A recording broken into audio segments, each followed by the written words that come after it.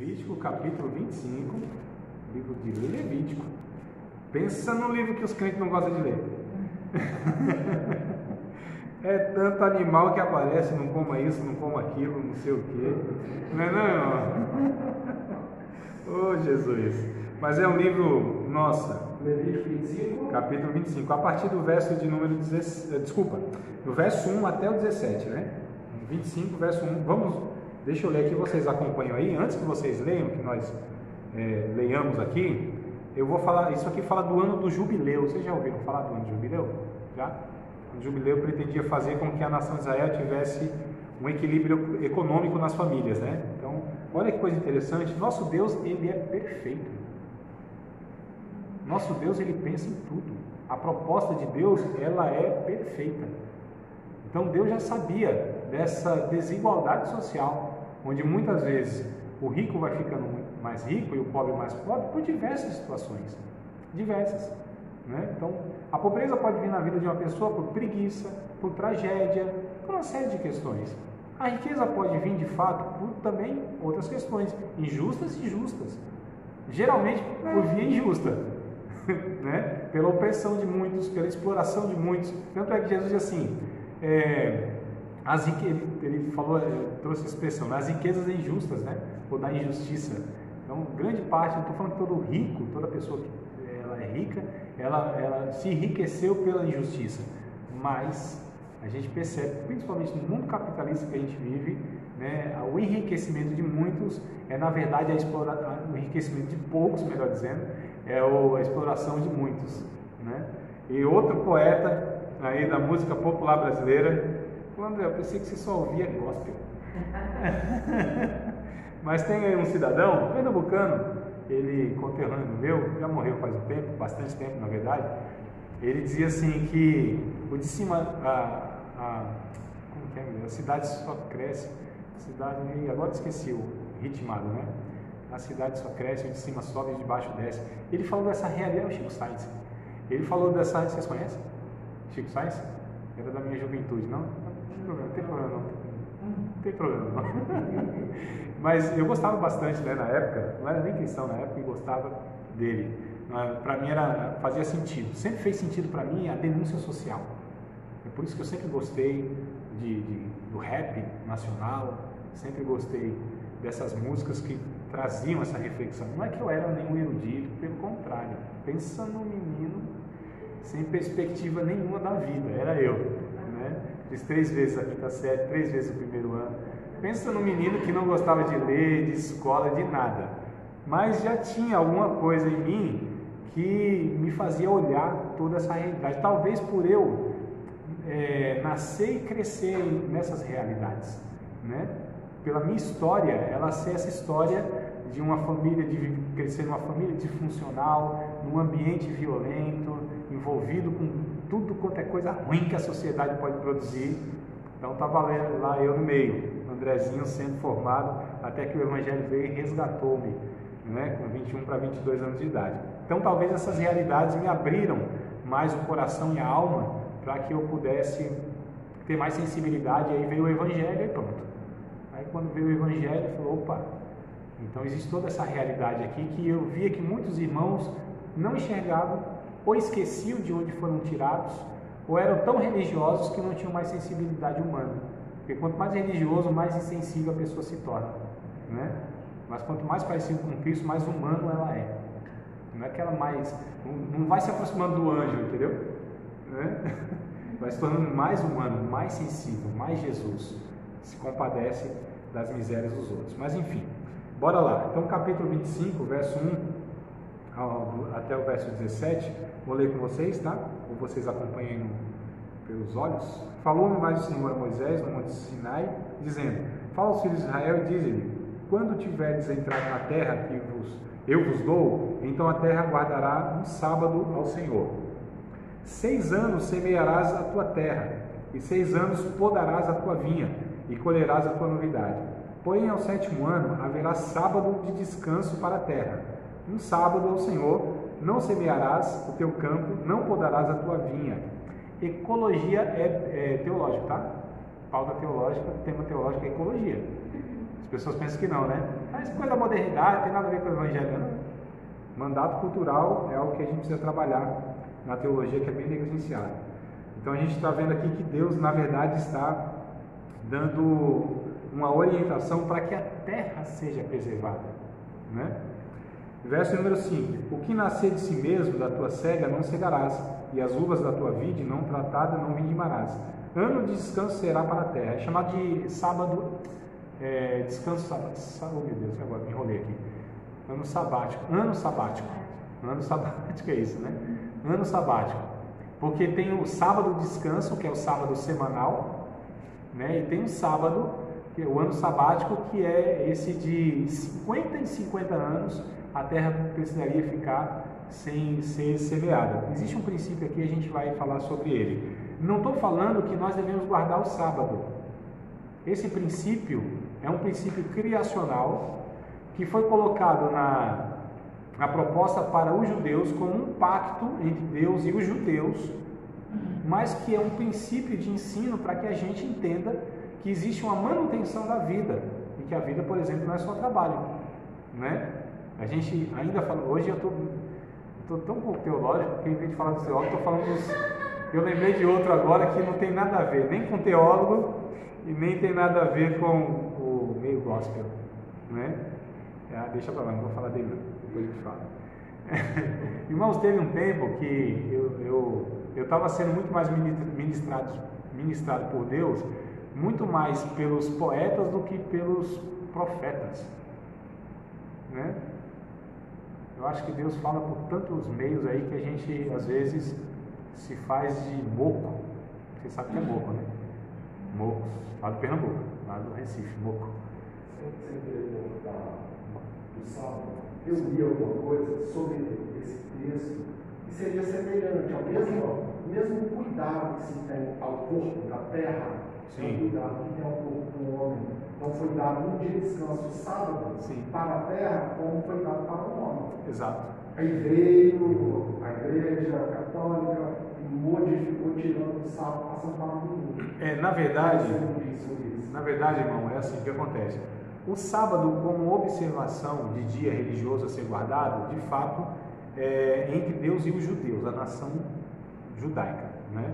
O Novo Testamento, a gente não vê isso, pelo contrário. Jesus vem ensinando que o sábado tomou uma proporção totalmente equivocada naquela religião, a ponto de eles guardarem de tal maneira a prejudicar o ser humano. Quer dizer, o sábado foi dado para o ser humano e não o ser humano para o sábado, né? O Hebreus, não só Jesus, mas o livro de Hebreus, por exemplo, o livro de Gálatas, Colossenses, trabalha essa questão de que esses dias não são mais guardados nos moldes do Antigo Testamento, que era um sinal, como era a circuncisão, por exemplo, entre Deus e os judeus. Então existia uma aliança, né? Existia um pacto entre Deus e aquela nação com um propósito histórico. E em Cristo, no Novo Testamento, não há uma continuidade disso. Agora, existe um princípio que permanece. Qual é o princípio? De que o homem, ele precisa ter uma vida equilibrada, onde não haja somente o empenho, o esforço do trabalho, mas que haja o lazer, que haja o descanso físico, mental, é o ócio, né? O ócio produtivo que a gente chama, né? Então, porque o ócio, na verdade, a gente tem o ócio como sendo, nessa mentalidade capitalista, a gente tem o descanso como algo assim bem pejorativo, né? É tido como preguiçoso se o cara está numa rede. Mas em Mateus 5,17 ele não fala? Não mudarás o motivo enquanto não se passar a terra. Sim. Continuaria aquele mesmo, guardar aqueles mesmos mandamentos ali? Não, até o ponto aí de que não podia tirar sim, mas continuaria não. Porque Jesus está dizendo que tudo vai ser cumprido, né? Não é para o tempo. Não se cumprir, não se isso, passa, mas essa é a questão. Em Cristo isso é cumprido. Então Cristo cumpre toda a lei e ele ressignifica a lei. Esse é o ponto. Aqui que é a chave onde vira. Então Jesus cumpre toda a lei, toda a observação da lei, porque o que tanto Hebreus vai falar, Paulo em Colossenses e em Gálatas vai falar, é que se a gente pretende, em Romanos também, se a gente pretende viver nesses moldes de observação das leis, né, Como se isso, inclusive, de alguma maneira favorecesse, contribuísse para a salvação, nos justificasse de alguma coisa, ou nos tornasse melhores em relação aos outros que não fazem. Então, se a gente fizesse isso, a gente teria que observar toda a lei, todos os outros vários aspectos. Porque se um só a gente tropeça, é culpado de todos. Então, é perigoso porque isso vai indo para uma linha do legalismo, né? E você coloca um requisito para a salvação, ou para ser favorecido diante de Deus, e você coloca como a obra de Cristo não sendo suficiente para resolver essas questões. Então, assim, a igreja cristã, protestante, evangélica, ela não tem esse entendimento de sábados. Você tem os adventistas do sétimo dia, né? Você tem talvez mais um ou outro movimento, mas a igreja em si não tem. Não, porque a protestante não tem uma ramificação da igreja católica. Somos protestantes porque a doutrina veio da igreja católica, veio Lutero e cortou alguns laços da igreja católica e seguimos quase que mesmo sentido da igreja católica. A igreja Você fala uma palavra interessante, cortou, né? A gente usa a palavra ruptura. Na verdade, o protestantismo é uma ruptura com a igreja católica. Não é um melhoramento da igreja católica, não é algo paralelo, pelo contrário, é uma ruptura. Não é parte. Não, é uma ruptura, rompeu mesmo. Rompeu com as bases, né? Rompeu com as doutrinas cruciais, e o que difere o protestantismo do catolicismo é justamente uma doutrina que difere o evangelho de qualquer outra proposta religiosa. O que é que difere? Até nesse congresso aí, dizem, né, que nesse congresso de Lausanne, não foi nesse congresso, não estou misturando as bolas aqui, algum congresso estava o C.S. Lewis, aquele famoso escritor, né, Crônicas de Nárnia, então, que ele é conhecido, mas ele escreveu tantas outras coisas aí. E um desses congressos ele estava, e a discussão, né, nos bastidores era o que diferenciava o evangelho de qualquer outro discurso, proposta religiosa. O que tinha de diferente? O que só o evangelho tem? E ele entrou nessa conversa, ele deu até de onda, assim, simples, graça. Não tem nada, nenhuma proposta religiosa que tenha um conceito de graça. Só o evangelho tem um conceito de graça. E graça, ela, na verdade, ela é uma revelação superior à lei. E a guarda do sábado pertence à lei, pertence ao antigo pacto, ao velho pacto. Então, nessa questão assim, a igreja católica que rompeu isso? Não foi a igreja católica, mesmo porque a igreja católica ela surge 300 anos depois do evangelho, né? A igreja católica não é a primeira igreja. A igreja católica ela nasce em 313 com Constantino. Então, assim, a gente percebe no Novo Testamento os cristãos ali, o que eles, entre aspas, separavam era na verdade o domingo. A gente vê isso em Atos capítulo 20, verso 7, se não me falha a memória, 1 Coríntios capítulo 16, né? O dia do Senhor chamado é esse dia de que era o domingo, mas não como uma substituição do sábado, não é isso. É que eles apenas começaram a se reunir no domingo, né? Não foi o decreto de Constantino? Destituiu o sábado e incluiu o domingo. De Constantino, sim, mas essa é a questão. Constantino é o catolicismo. A gente está falando do Evangelho. O Evangelho é uma coisa, o Constantino é cristianismo. Cristianismo, Constantino. O Evangelho, o que é o Evangelho? É aquilo que está ensinado lá no Novo Testamento, né? Não só Paulo, Pedro, João, enfim, o Novo Testamento em si lá. Então, Constantino, ele funda o cristianismo histórico. E o protestantismo justamente rompe por entender que eles, sim, desvirtuaram totalmente dos ensinos do Novo Testamento. Então, assim, por exemplo, nós não guardamos domingo. Eu não tenho domingo um dia sagrado, como também não tenho sábado. O que é sagrado para mim? São todos os dias. O entendimento do Evangelho nos ensina que todos os dias são sagrados. É porque o guardar, na ideia judaica, é tirar o dia de oração, o dia, então o dia com a noite. Aí se vê pelo nosso dia a dia de igreja, né, que escola dominical, pela manhã e domingo à noite, como se guardasse o domingo. O que me deixa muito curioso é que essa história de acabar com a lei, né? Acabou com a lei. Tem a situação que Jesus mesmo falou, ele seguia até o final da vida dele, ele cumpriu o sábado, ele cumpria a lei, e a lei ainda permanece, a lei romana é o nosso Código Civil. Sim. Desde aquela época, continua até hoje. Exato. Né? É a base, né? Teve só alteração, o nosso Código Civil é romano. Sim. Então a lei romana continua. A Lex Romana é o que é estudado. Mas você sabia que, por exemplo, a lei romana, ela é 200, né, antes de Cristo, acho que vem 200 antes de Cristo para cá, né?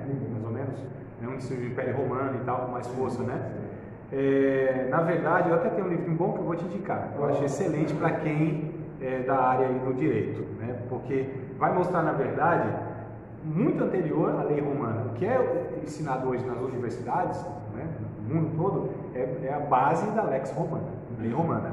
Só que a lei romana, ela na verdade, ela tem, não é que ela tem suas bases, mas existe uma lei que é muito anterior a ela. Que a lei romana, ela tem muitos pontos em comum, que é essa lei do Antigo Testamento, por exemplo, né? Que antes ainda da lei do Antigo Testamento, que é a lei de Moisés, existia lá a lei de Talião, o Código de Hammurabi, que você deve ter ouvido falar já, né? Então, mas o que eu quero dizer aqui? Bom, tudo bem. Então tem essa questão que tem uma continuidade. A respeito da lei, como eu disse, a graça é uma revelação superior à lei. Então a graça, ela vai ensinar que não há um dia específico, não há coisas consagradas, não há lugares consagrados. Todos os dias são consagrados. Todos os dias são dias onde eu devo consagrar minha vida, orar, servir a Deus, adorar a Deus. E infelizmente a igreja protestante, né, talvez criou de fato essa ideia, mas a questão é a igreja protestante, que nós estamos falando é de Bíblia, ensino bíblico. E a gente vai, não só nesse ponto, mas a gente vai se deparar com muitas coisas que é a nossa prática, igreja batista, assembleia, metodista, presbiteriana, Jesus foi ali e já volta, sei lá, essas igrejas todas aí que nós temos, a gente vai perceber que é prática, mas entre a prática que nós temos nessas denominações e elas serem de fato bíblicas é outra história, né? Por exemplo, essa questão do domingo, na cabeça de muitos irmãos, o domingo é o dia do Senhor, mas biblicamente o dia do Senhor são todos os dias, todos os lugares é um lugar propício para adoração. Todos os momentos são momentos que nós devemos ter de oração, né? Então, todas as coisas para mim são sagradas, são santas. Não há nada profano. Usou até a situação de Jesus também na sexta-feira, ressuscitado no sábado, no domingo. Só que as datas lunares, né? Se contava, não ia nem ser nem no domingo, ia ser na segunda ou terça-feira. O horário pela manhã, a parte era de um dia, no outro era, né? Não, na verdade era domingo, mas o que acontece? O problema é que o calendário judaico é diferente do nosso, né? Então, por exemplo, eles consideram que hoje é segunda. Então, para o judeu já é terça, né? Porque às 6 horas é que começa o outro dia, às 18 horas. Então, existe essa diferença de calendário. Mas, de fato, foi numa sexta-feira que Jesus foi crucificado e ressuscita no domingo pela manhã, né? Dentro do contexto. Há uma alteração, enfim, é uma discussão que a gente até, em outro momento, eu posso trazer para vocês. Só para a gente não sair muito aqui da... mas a questão qual é o ensino? Que todas as coisas são sagradas, todos os dias são sagrados.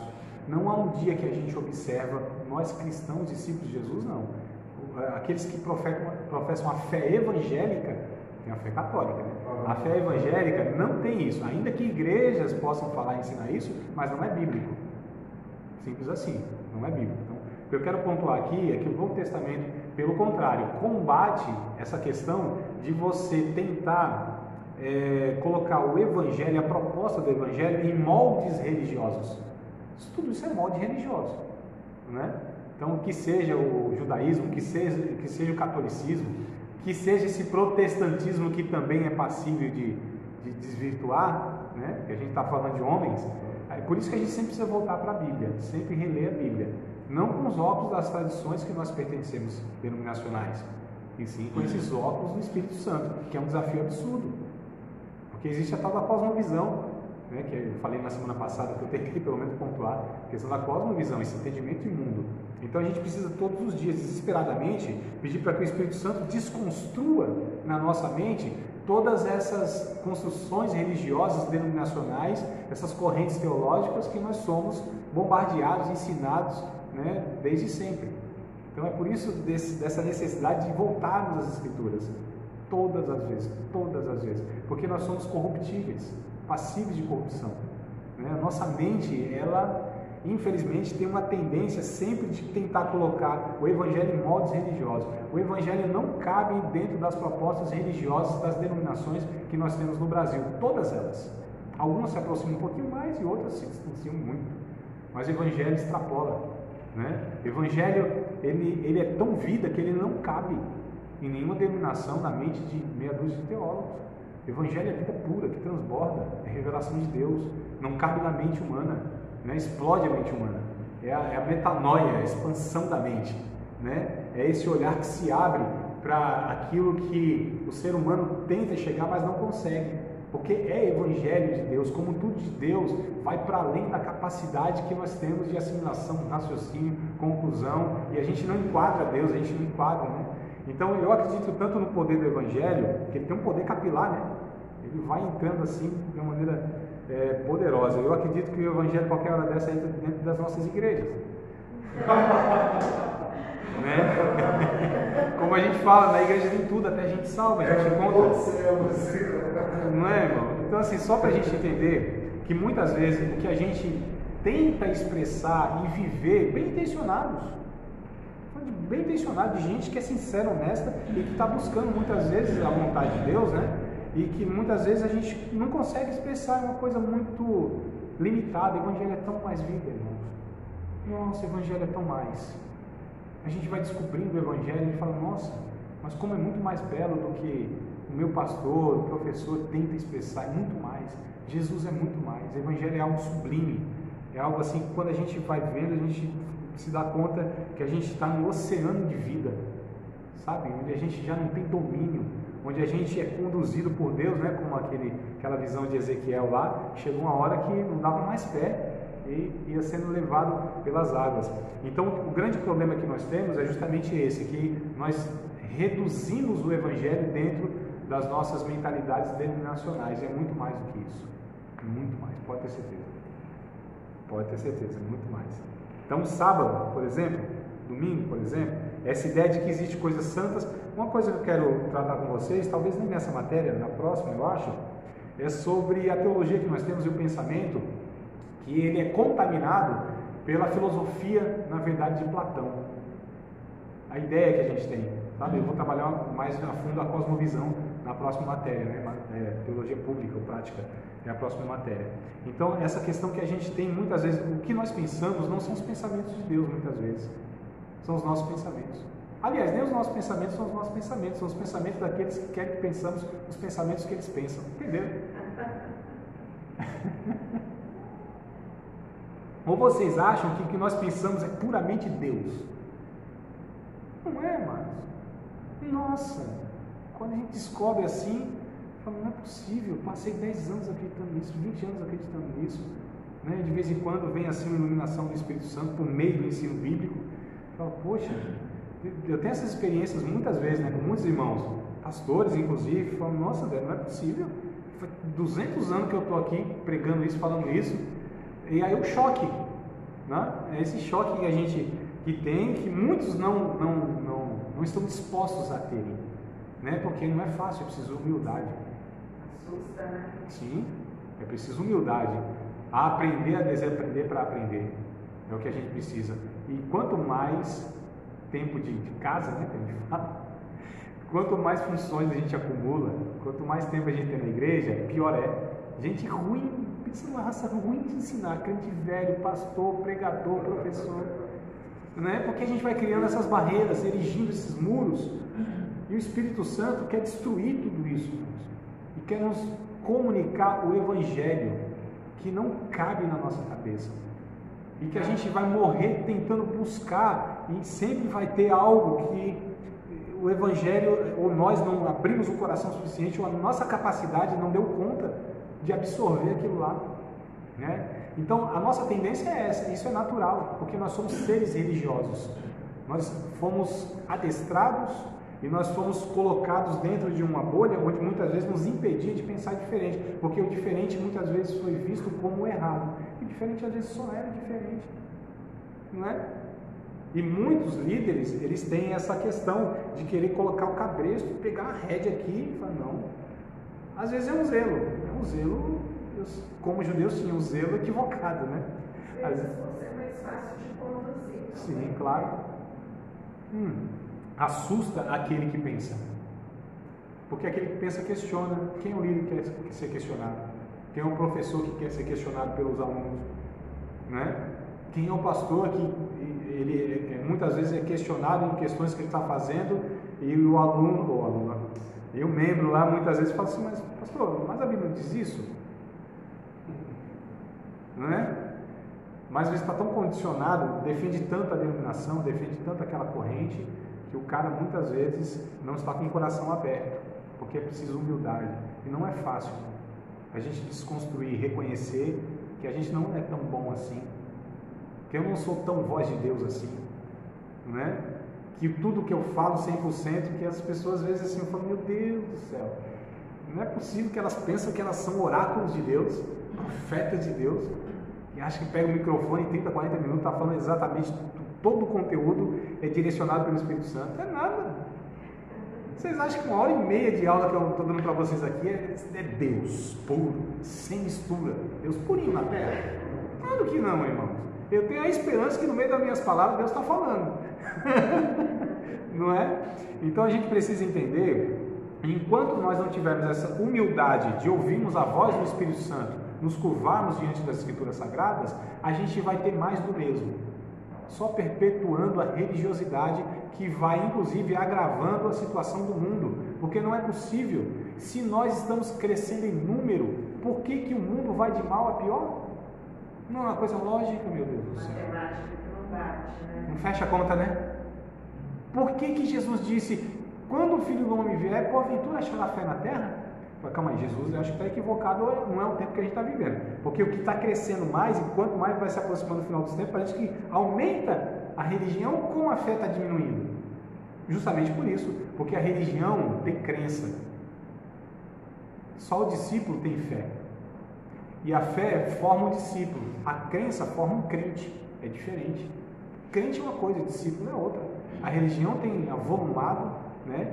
Tem inclusive trazido, a pós-modernidade trouxe o aspecto religioso, que estava morrendo por causa do cientificismo, do racionalismo, do iluminismo, né? Que veio da modernidade.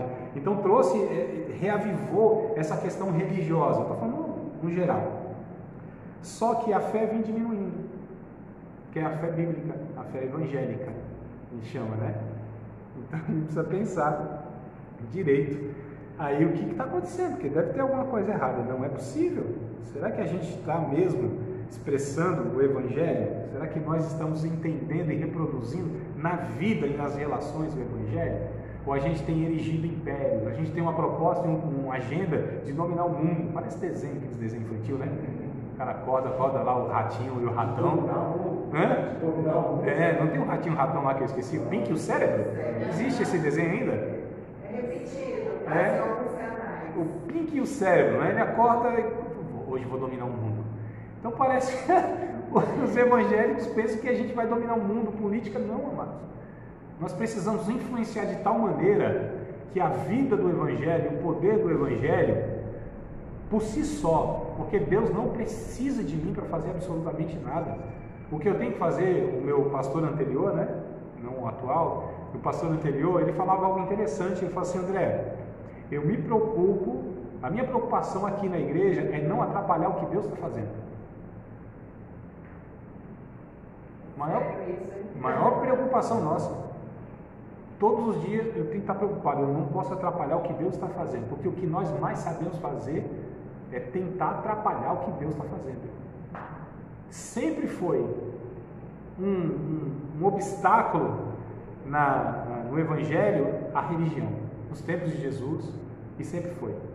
Nós somos aqueles que lutamos para acabar com a igreja. 2000 anos a gente está tentando acabar com a igreja. Não consegue, nunca vai conseguir mesmo.